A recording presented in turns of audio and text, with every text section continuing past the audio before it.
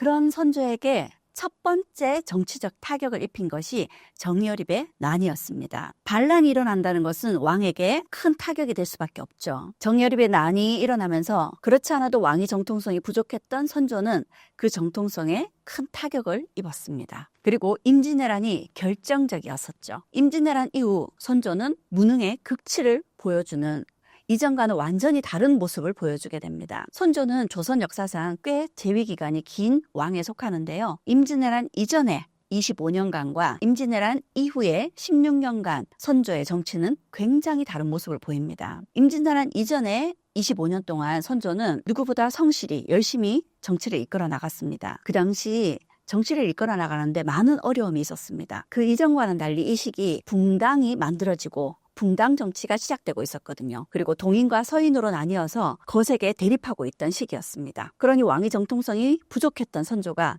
정치를 이끌어 나가긴 더더욱 어려움이 많았을 겁니다. 하지만 임진왜란 이전에는 그럭저럭 정치를 잘 이끌어 나가고 있었어요. 그런데 임진왜란 이후 굉장히 무능한 군주의 모습을 보이게 되죠. 선조가 얼마나 무능했는지는 모두들 알고 있습니다. 하지만 임진왜란 이전에 선조가 나름 정치를 잘했던 부분들은 안타깝게도 임진왜란이란 7년 전쟁 동안 자료가 대부분이 소실되어 버렸습니다. 그래서 선조의 부정적인 부분들은 자료가 많이 남아있고 우리가 많이들 알고 있지만 그래도 선조가 잘했던 부분에 대한 자료가 극히 부족할 수밖에 없죠.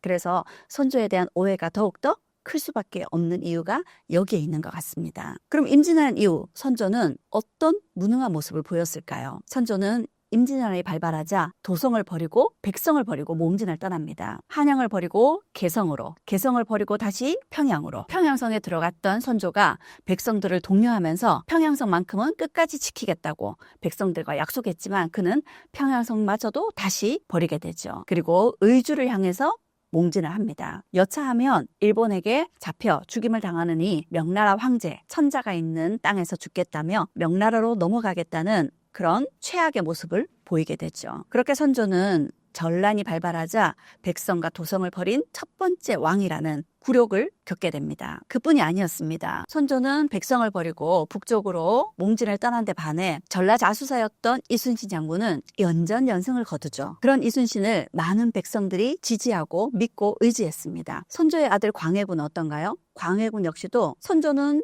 북쪽으로 몽진을 떠날 때 광해군에게는 분조라고 조정을 둘로 나눈다고 하면서 광해군은 남쪽으로 길을 찾아서 민심을 다독이고 또 백성들을 독려해서 의병으로 봉기하도록 했습니다. 그 당시 세자였던 광해군은 세자로서의 리더십을 제대로 보여주었죠. 그런 이순신과 광해군을 선조는 질투할 수밖에 없었습니다. 자신은 백성들의 인정을 받지 못하고 무능한 모습만 보인 데 반해서 자신의 신하였던 이순신과 자신의 아들이었던 광해군은 백성들을 다독이고 백성들로부터 많은 신망을 얻고 있었기 때문이죠. 정말 안타까운 모습이 아닐 수 없습니다. 이순신은 선조 자신이 임명한 신하였고 광해군은 선조 자신의 아들이었잖아요. 그런데 그 신하와 아들을 상대로 질투했던 선조이니만큼 많은 사람들이 선조를 비난하고 무능한 왕이라고 평가하는 이유가 여기에 있는 것 같습니다. 그러면 선조가 그렇게 무능한 왕으로 한순간에 나락으로 떨어진 것에는 어쩌면 선조의 이 임진왜란을 기점으로 선조가 그 이전의 모습과는 완전히 다른 무능한 군주의 모습으로 완전히 나락으로 떨어진 모습을 보이게 된 까닭, 선조의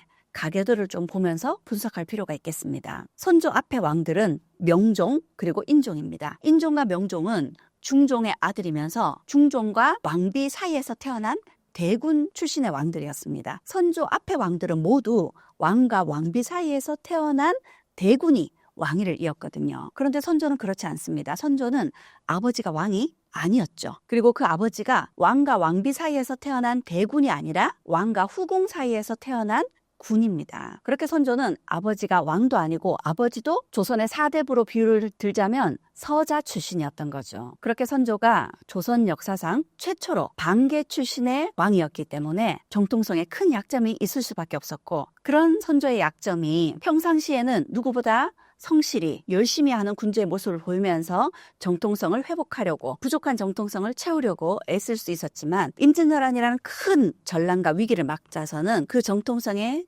약점이 그를 무너지게 만든 그의 컴플렉스가 되었던 거죠. 그리고 그런 선조의 컴플렉스는 그대로 광해군에게로 이어지게 됩니다.